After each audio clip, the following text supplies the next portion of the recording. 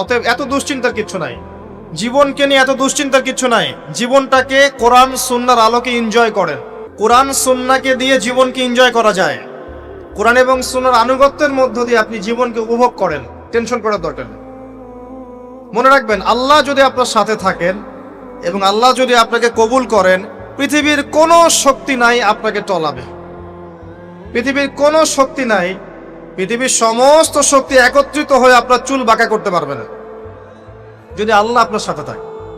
আর যদি আল্লাহ আপনার সাথে না থাকে, আইওয়াস শোডাউন দিয়ে কোনো লাভ হবে না, কেউ আপনাকে বাঁচাতে পারবে। অতএব আল্লাহকে আপন করে নেন, যার যার হক তাকে তাকে দেন, নিজের হক আল্লাহর কাছে চেয়ে নেন, ইনশাআল্লাহ আপনি সুখে থাকবেন।